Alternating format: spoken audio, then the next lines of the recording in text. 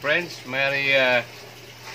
isi-share ako sa inyo ngayon na bagong bili ko sa Lazada. Ito ay submersible pump, 100 watts. Ayan, papalitan ko yung aking 60 watts dahil hindi na kayang supplyan yung naging 12 faucet yung naging outlet niya, kaya hindi napakahina ng supply. Kaya bumili ako ng bago. Dati bumili rin ako nito 100 watts sa isang sa power tools. So 100 watts. Tapos hindi nagtagal, nasira agad dahil yung water ko ay yung return ng tubig ko ay bumabalik sa tangke ay mayroong mga kukupit. So ngayon ang ginawa ko, nilagyan ko na ng screen para yung kukupit ay hindi malaglag sa tubig, para hindi masira agad yung aking submersible pump. So kaya gumamit ako ng ganito. Ayan, ito 60 watts ito. Ang bili ko nito ay 1,450. Pero itong binili ko sa Lazada, ay ewan ko kung anong maging result na nito. Ito ay 750 lang guys. Ayan 700 plus lang siya. Ayan, 46.72 plus. So yan yung niya, yung presyo niya. Ayan. Okay. So titingnan natin ngayon. At paandarin muna natin bago natin siya ilagay sa tangke, bago ko ipalit. Ayan. So ito nga pala, nasira na to kasi dahil noon ay nung bago pa lang akong nag-umpisa pa lang akong gumawa ng semi-NFT na may submersible pump.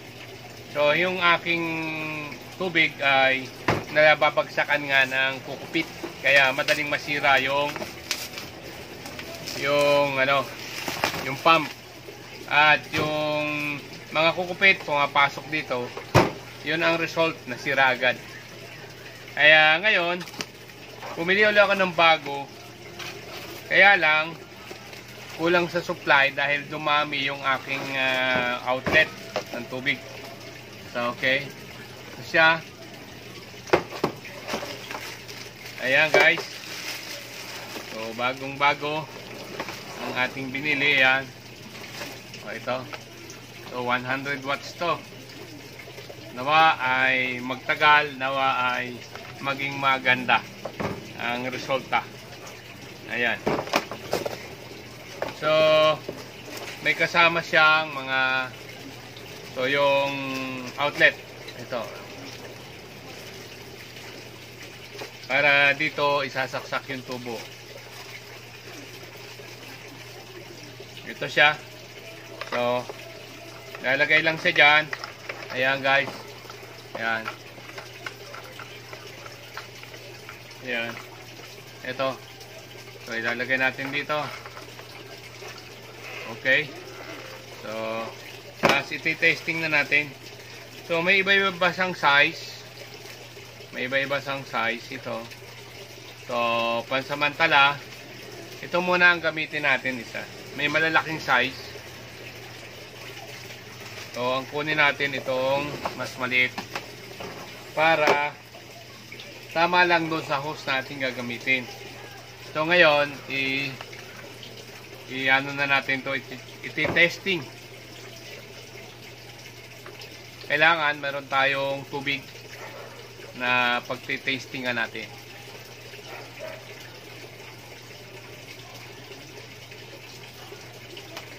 Kasi yun lang ang kaibahan pag sa Lazada, hindi na check bago mo kuhanin ang product. So kung ito ay sira, wala tayong magagawa, pero nawa ay maging okay ito. So kukuha ko ng tubig para ma-check ito. Yan, sa timba, tubig. So, ilulubog natin ito. Ito, ilubog natin. So, baka malakas ito, kaya kailangan natin ng takip ng baldi. Ito, para ano siya, protection. para hindi ako maligo. So, kailangan ko rin niyang daganan para hindi ilipad.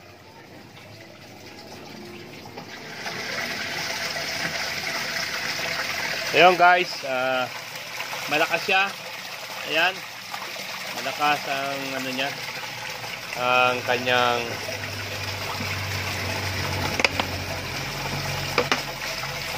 ayan.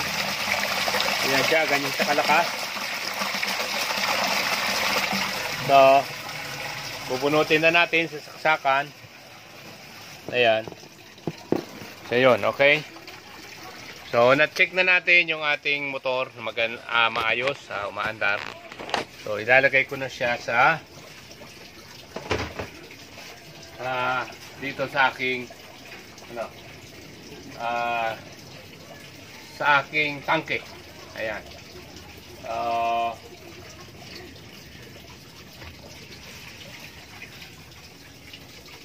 Makita ko sa yung tangke ko.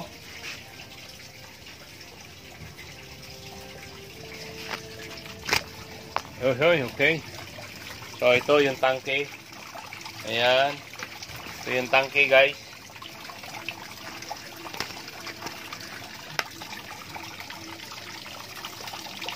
So, yung tangke natin, yan. So, papalitan natin yung yung isa, bali dalawang submersible pump yan. Mayroon. Ito yung isa. Tapos ito yung isa. So, ang papalitan natin itong isa, para dito yan, para dito yan. Bali 12 ito na downspout, kaya mahina na masyado siya. Kaya papalitan natin, guys. So, kukunin natin ito. Ayan. So siya, yun, nagkaroon na ng mga, nilagyan ko rin siya ng ayan, kulambo. Para yung mga dumi pa rin ay masala siya. Hindi siya totally pumasok doon sa ano. Ayan, tinanggal natin, guys. So, papalitan natin siya. At ang ipapalit natin ay itong ating bagong submersible pump. Ayan. Okay. So,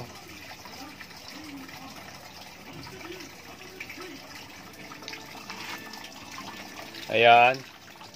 So, kukuha muna ako ng mas malaking hose.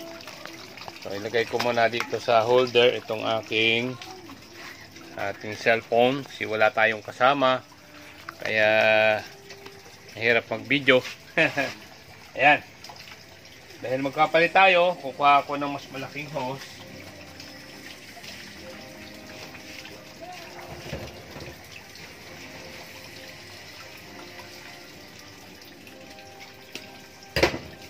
Ayan, guys. So, mas malaki pumutol ako ng hose kasi maliit ito para dito, kaya papasok ko ngayon ito dito. Ayan. Tapos itong ating bagong submersible pump. Ayan, guys, mga friends. So, ito naman ang ilalagay ko rito. Ayan, guys, mga friends. So, okay na siya. Ilalagay ko na ngayon siya sa ilalim. So, hindi ko nalalagay yung kanyang ano. Ayan. So, saka natin siya paandarin. So,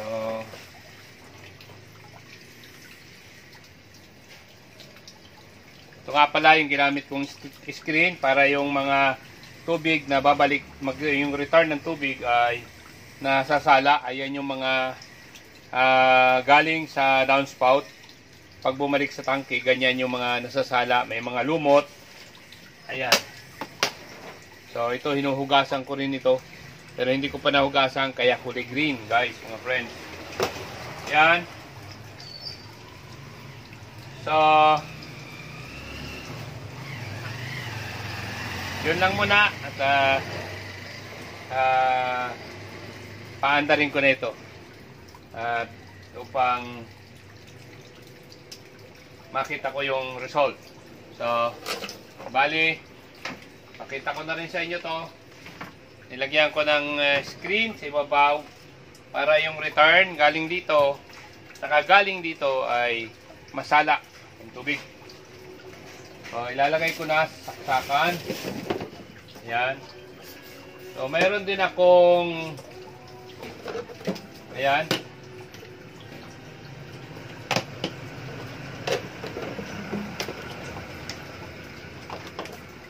Ito guys ay binili ko rin to sa Lazada, timer.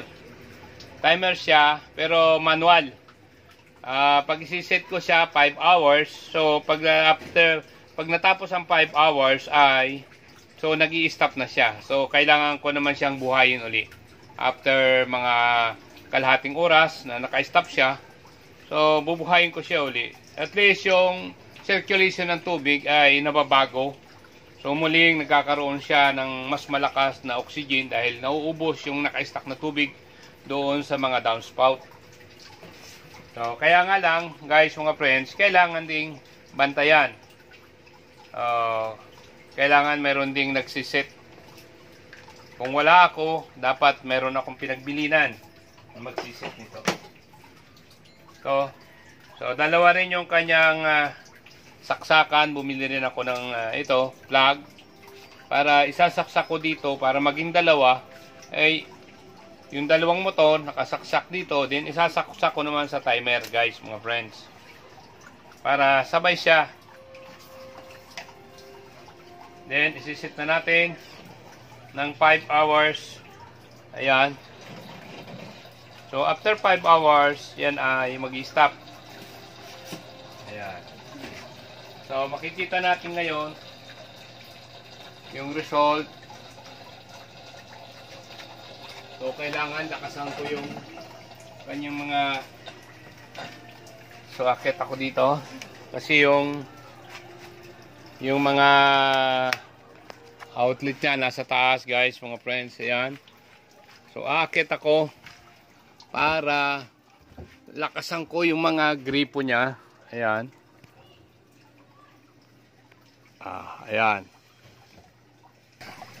Para lakasan ko to. Ayan. Lalakasan ko.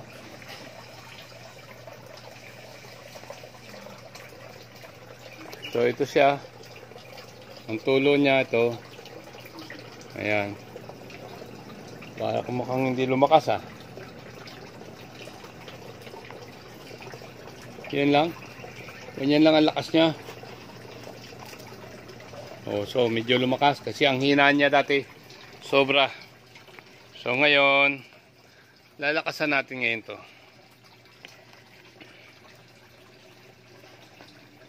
Para makita natin ang result ng kanyang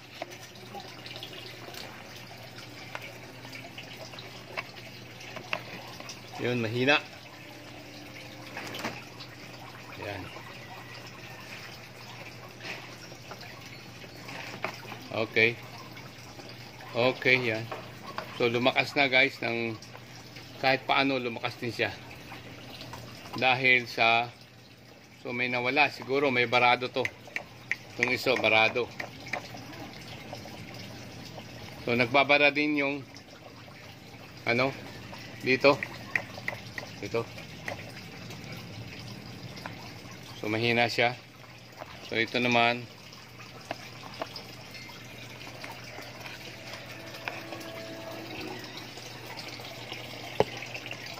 ayun.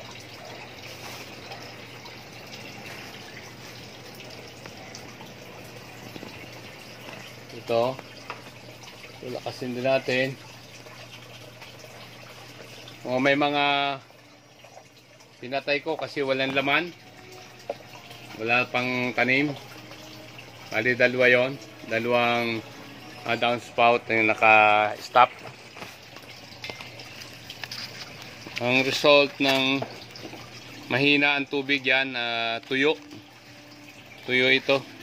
Kaya ang nangyayari ay nagtataka ako dati dahil bakit namamatay kulang pala sa kulang pala sa supply ng tubig. Bumili ako ng bagong submersible pump. Pero ayan, hinaan ko kasi ayaw naman doon sa iba. Humina naman masyado. Kailangan balance din siya para yung iba mabigyan din ng supply.